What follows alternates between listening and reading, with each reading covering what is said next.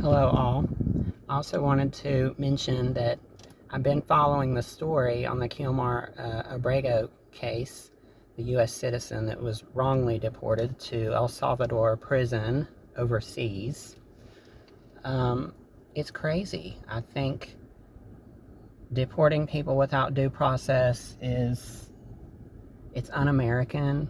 I can't believe this is happening in our country. I can't believe we have a government now that is threatening and using intimidation tactics of American citizens who were born and raised here, basically abducting them off the street and putting them in prisons overseas.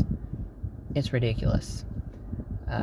It's also happening at universities across the nation.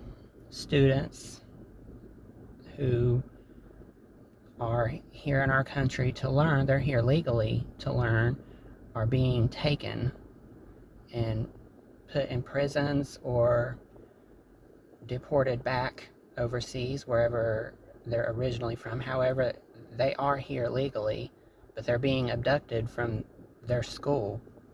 It's crazy, and I think this current administration is very extreme as to what he's doing.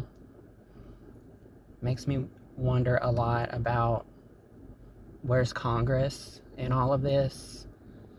They've always been there for us in the past, most of the time, and it seems like we're losing Congress, or they're not, both sides of the aisle are not coming to an agreement that this is wrong. What's happening in our country right now is wrong, and it's scary. It makes people feel uneasy at night when they sleep. I saw that case on the news a few days ago about that woman and her children in Oklahoma, where the ICE officials kicked her door in, took all their things, and had them stand outside without telling them who they are, where they come from. Basically, they could have been intruders, portraying to be somebody that they're not. However,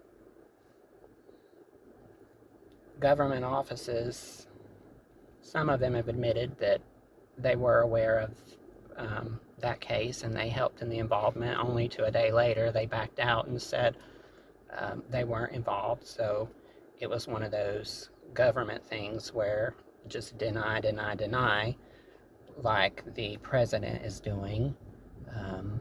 If somebody puts something in his face that tells him or asks him, why are you doing this? He goes to the tactic of just deny, deny, deny. That's the Trump administration.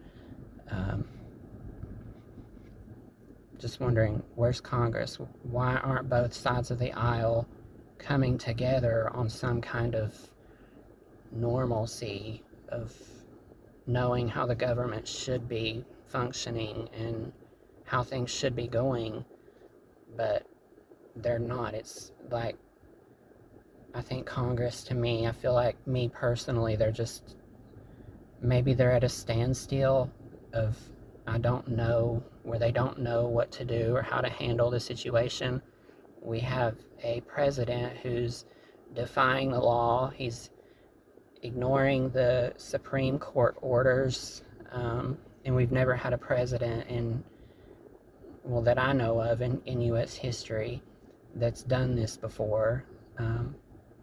And I'm just wondering what's the protocol when a president does that, when they break the law so many times over and over and doesn't even listen to the Supreme Court.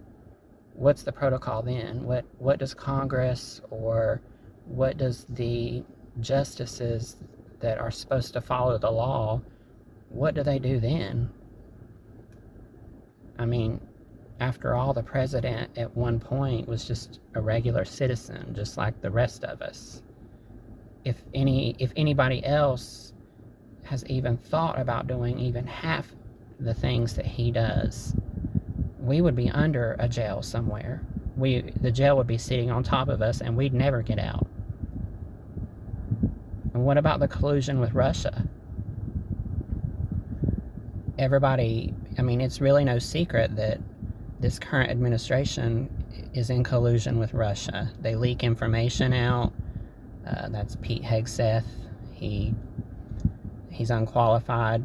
He blatantly shares information with people who don't even work in government or have any business knowing anything, any sensitive information, like his wife and his lawyer. They have no business knowing war plans or things like that. He's just unqualified for the job, and he's just one more of those minions, part of the current administration. It's alarming to me.